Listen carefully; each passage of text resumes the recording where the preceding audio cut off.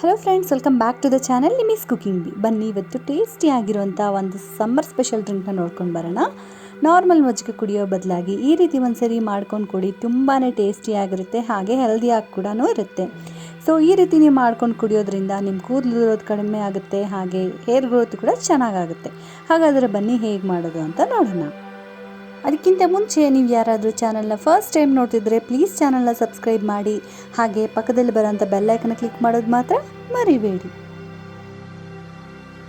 Healthy ಹಾಗೂ summer special drink ಮಾಡ್ಕೊಳ್ಳೋಕ್ಕೆ ಮೊದಲನೇದಾಗಿ ಒಂದು ಮಿಕ್ಸಿ ಜಾರಲ್ಲಿ ಒಂದು ಹಿಡಿ ಆಗೋಷ್ಟು ಕರಿಬೇವು ಸೊಪ್ಪನ್ನು ತೊಗೊತಿದ್ದೀನಿ. ಇದಕ್ಕೆ ಅರ್ಧ ಕಪ್ಪಷ್ಟು ಮೊಸರು ತೊಗೊತಿದ್ದೀನಿ. ನಿಮಗೆ ಕ್ವಾಂಟಿಟಿ ಜಾಸ್ತಿ ಮಾಡಿಕೊಂಡು ಇನ್ನೂ ಜಾಸ್ತಿ ಕೂಡ ಹಾಕ್ಕೋಬೋದು. ಇದನ್ನು ಮೊದಲನೇದಾಗಿ ಚೆನ್ನಾಗಿ ಪೇಸ್ಟ್ ಥರ ಮಾಡ್ಕೋಬೇಕು.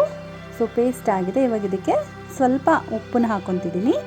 ಸೊ ಇಲ್ಲಿ ನಾನು ಜೀರಿಗೆ ಪುಡಿನ ಹಾಕ್ಕೊತಿದ್ದೀನಿ. ಜೀರಿಗೆ ಪುಡಿ ಹೇಗೆ ಮಾಡ್ಕೊಳ್ಳೋದಂದರೆ ಒಂದು 5 ನಿಮಿಷ ಮೀಡಿಯಮ್ ಫ್ಲೇಮಲ್ಲಿ ಜೀರಿಗೆನ ಫ್ರೈ ಮಾಡ್ಕೊಳ್ಳಿ.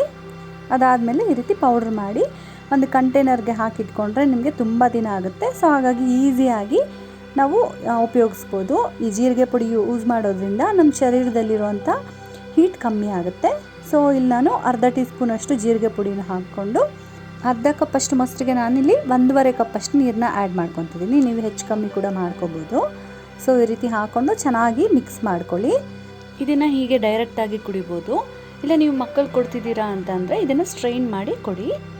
ಸೊ ಇದನ್ನು ರೆಗ್ಯುಲರಾಗಿ ನೀವು ಕುಡಿಯೋದ್ರಿಂದ ಇದರಲ್ಲಿ ಕರಿಬೇವು ಹಾಕಿದ್ದೀವಲ್ಲ, ಸೊ ಹೇರ್ ತುಂಬಾ ಚೆನ್ನಾಗಿ ಗ್ರೋತ್ ಆಗುತ್ತೆ, ಕೂದಲು ಕೂಡ ಕಡಿಮೆ ಆಗುತ್ತೆ, ಹಾಗೆ ಸಮ್ಮರ್ಗೆ ತುಂಬಾ ಒಳ್ಳೆಯದು.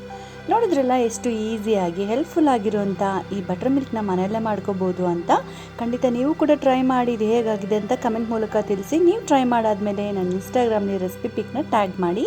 ನೀವು ಇನ್ನೂ ಚಾನಲ್ನ ಸಬ್ಸ್ಕ್ರೈಬ್ ಮಾಡಿಲ್ಲ ಅಂದರೆ ಪ್ಲೀಸ್ ಚಾನಲ್ನ ಸಬ್ಸ್ಕ್ರೈಬ್ ಮಾಡಿ, ಲೈಕ್ ಮಾಡಿ, ಶೇರ್ ಮಾಡಿ. Thank you so much for watching. Bye bye.